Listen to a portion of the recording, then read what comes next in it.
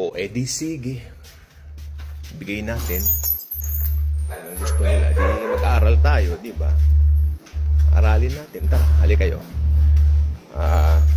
Alam niyo ito, marami talagang matigas ang ulo dito. Hindi naman sa ano, talagang yun na raw paniniwala nila. Oo nga.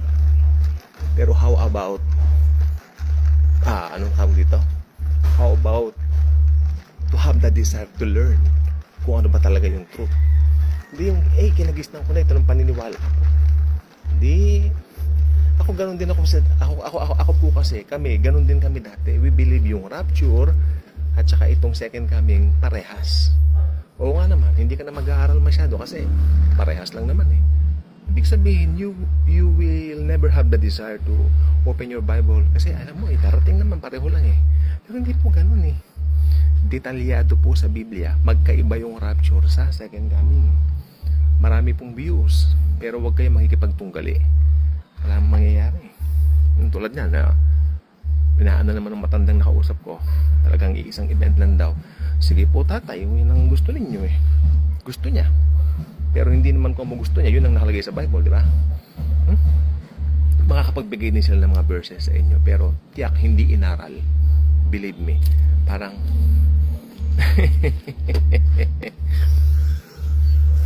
wag na tayong makipagtunggali. We are highly favored and greatly blessed. We are beloved. Okay? Yung mga Kristiyanong may ibang views sa tungkol sa end times, let's respect them, love them. Okay? O diba may katigasan talaga ang ulo. Pero marami pong mga Kristiyano na talagang may ibang view dati.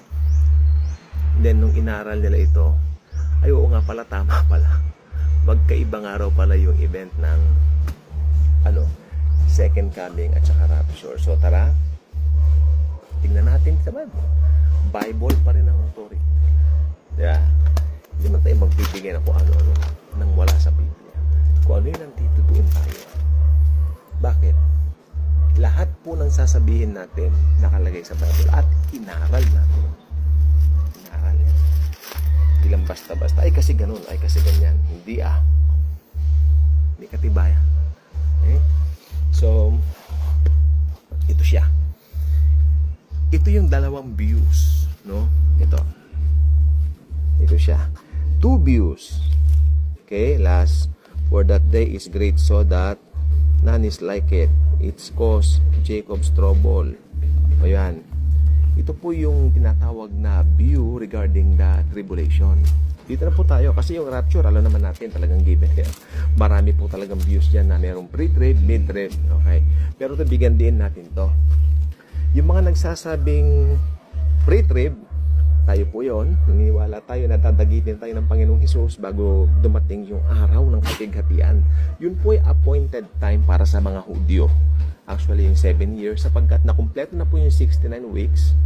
Ilang beses ko bang ulitin na kumpleto na yung 69 weeks, then you only have 1 week para makomplete yung 70 weeks ni Daniel, then wrap up na lahat, okay na. Two views. Alas, King James po na sunod ko, for that day is great, so that none is like it. Hindi po ito katulad ng tribulation na nararanasan natin for everyday life. Ito po ay tribulation na talagang it's caused Jacob's trouble. Ito ay matinding kapighatian. Ilang beses ko bang sasabihin sa inyo yan? Ayan, number 1, ito yung mga views, dalawang views. Ito yung views ng naniniwalang dadaan. Yes, dadaan daw. Ayon sa view po na ito, nandito daw at present ang church sa tribulation. Pero paano yun? Sige, isaalang-alang natin. Nandito raw ang church sa tribulation.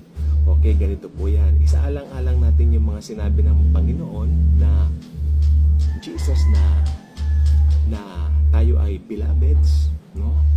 Paano yun? Paano yung sinabi na dadagitin tayo para hindi natin maranasan ang rapture? Ano bang verse ang mapapatunayan natin doon? Simple lang po. May nakalagay po sa Bible na let us look forward to meet Jesus. Pero kapag naniniwala ka kasi nararanasan mo ang tribulation o great tribulation, parang gusto mong mamit ang Antichrist kaysa kay Jesus. Pero may sinabi si Pablo na meron tayong blessed hope. Di ba? We are looking forward to meet Jesus, not the Antichrist. Okay? Kung naniniwala ka na meron kang blessed hope, at saka sinabi ng Bible na we are saved not to experience the wrath of God. Wrath of God means puot ng Diyos na isasabog sa mundo. Ano ang dahilan para maiwan ka rito sa tribulation? Tandaan po ninyo, nung tayo po ay manampalataya kay Kristo, lahat ng puot ng Diyos sa atin inalis na po. The wrath of God is being removed. Kasi yung wrath of God, nakadikit lang po yun sa mga meron pang Adamic nature o sinful nature o yung human nature kanila. Pero siyempre sa biblical terms tayo, Adamic nature and sinful nature. Okay? Ano ang rason bakit ka dadaan ng tribulation? Kung alam mong pinatawad na lahat ng kasalanan mo at yung wrath of God inalis na sa'yo, bahala na po kayo mag-isip doon. Diba? At least binigyan ko ng idea. Number 2, ito po yung view natin.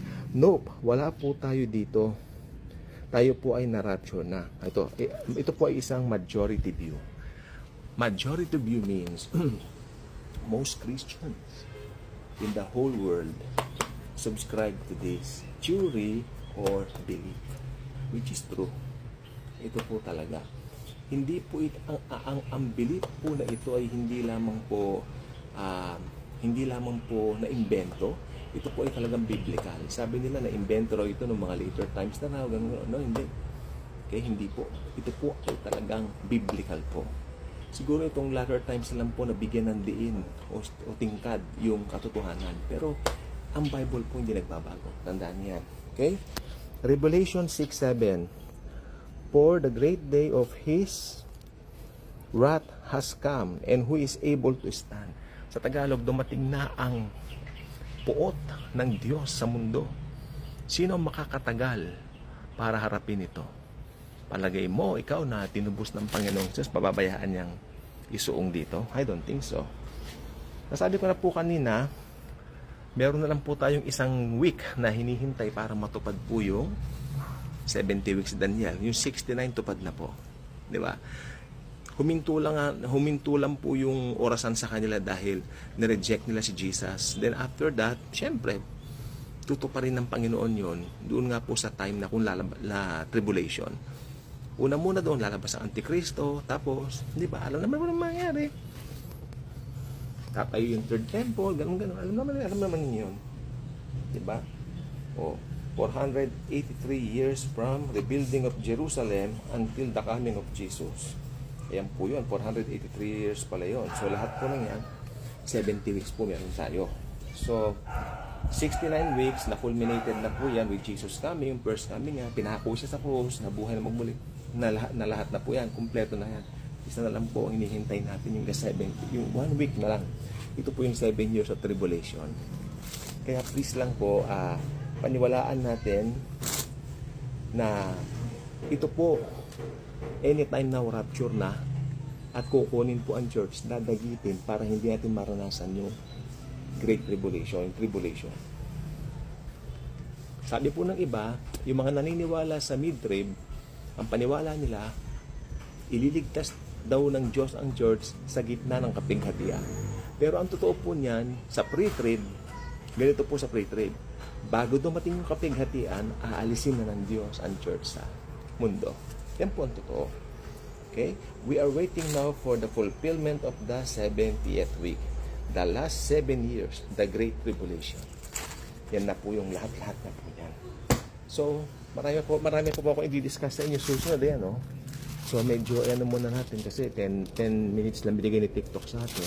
Tama na naman. At least meron tayong hinihintay. Meron kayong hinihintay sa akin na babahagi ko. Lagi po natin natandaan, mahal tayo ni Jesus. Tayo po ay protected po niya. Okay? At hindi niya papabayaan na suungin natin ang tribulation. Buong 7 years. Bago dumating yung 7 years, tatanggalin na po tayo dito. Napakaganda, hindi po. So, matindi ang daranasin ng mga maiiwan. Matindi. Pananakot? I don't think so. Ang dahilan, ba't sila naiwan? Matigas ang puso. Yeah. Ayaw nilang tanggapin si Jesus as Lord and Savior. Kaya yun po nangyari. Tayo na rapture.